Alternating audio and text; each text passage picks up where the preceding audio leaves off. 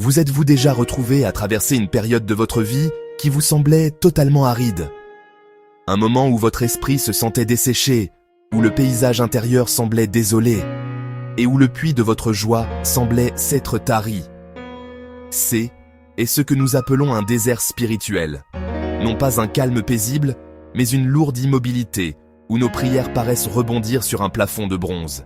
La foi jadis florissante semble cassante et sans vie, privée de lumière et d'eau. Comment endurer ce voyage solitaire à travers la terre stérile? Peut-elle être transformée?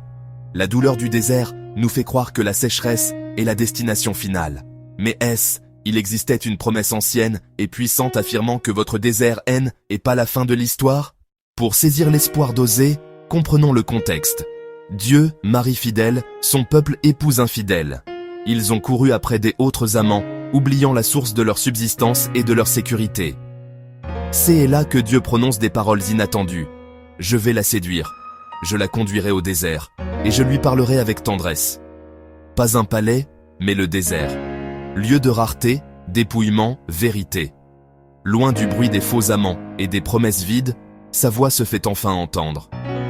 Dieu n'ignore pas la douleur. Il entre dans la réalité avec nous et nous rencontre dans la désolation. Là, les illusions tombent. Ne reste que notre vulnérabilité et sa présence constante. Recadré. Ce n'est pas l'abandon, mais une invitation à l'intimité. Le désert devient cadre d'une rencontre divine. Dieu ne nous laisse pas dans la poussière, il transforme l'environnement lui-même. Là, je lui rendrai ses vignobles et ferai de la vallée d'Accord une porte d'espérance. Le lieu du trouble devient une entrée vers l'espoir. Vignoble, pluie, rosée. Dieu change l'écosystème de l'âme. Pas une simple tasse d'eau. Le grain, le vin nouveau et l'huile prospéreront. Restauration holistique. Dieu voit le potentiel dans la poussière. Il cultive, nourrit, produit une récolte. Quand vous ne voyez qu'un désert, souvenez-vous. Il ouvre une porte d'espérance au cœur de l'épreuve. Vos troubles passés ne définissent pas votre fertilité future. La transformation inclut la restauration de l'identité et de la relation. Tu m'appelleras mon mari, non plus mon maître. D'une peur servile à un partenariat d'amour. Je te fiancerai à moi pour toujours. Justice, droit, amour, compassion, fidélité. À ceux qu'on appelait « non mon peuple », Dieu dit « tu es mon peuple ». Et ils répondent « tu es mon Dieu ». Votre nom change, pas brisé ni rejeté, mais aimé et revendiqué. Les chapitres douloureux ne sont pas arrachés, ils deviennent témoignages de grâce. Le souvenir du désert rend le vignoble infiniment plus doux. De non mon peuple à mon peuple, appartenance retrouvée. Ce don s'accueille activement. Dieu séduit, parle, promet et attend notre réponse. Étape 1. Écoutez l'appel. Je lui parlerai avec tendresse. Apaiser distraction, agitation, voix de peur et autocritique pour entendre la voix d'amour. Étape 2. Offrir votre confiance.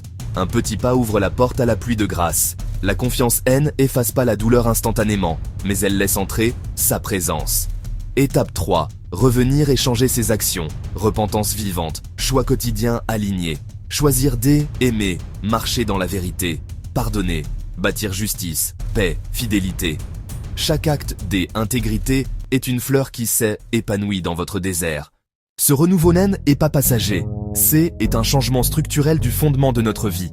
Je te fiancerai dans la justice, le droit, l'amour, la compassion, appartenance permanente. Il offre une sécurité qui résiste à toute tempête. La relation est fondée sur ce qui est juste et vrai, ordre rétabli, équité restaurée. Et cède, amour loyal qui poursuit, pardonne et reste, compassion qui ressent et secourt, justice et miséricorde, il maintient le droit et guérit ce qui est brisé, paix et but, vivre sa justice et son amour au quotidien. Les échos de l'alliance se voient dans nos petits actes d'amour. Revenons à la question. L'espoir peut-il vraiment fleurir ici? Osée répond, oui, clairement et pour toujours. Le désert n'est pas la fin quand Dieu écrit l'histoire. Il vous conduira au calme, vous parlera avec tendresse, fera de votre vallée du trouble une porte d'espoir. Il arrosera de miséricorde, lavera la honte, vous donnera un nouveau nom. Il vous fiancera pour toujours, justice, droit, amour indéfectible, compassion profonde. Cette promesse est une invitation personnelle, ici et maintenant. Écoutez. Faites confiance. Faites un pas vers lui. Permettez-lui l'accès. Accueillez sa présence.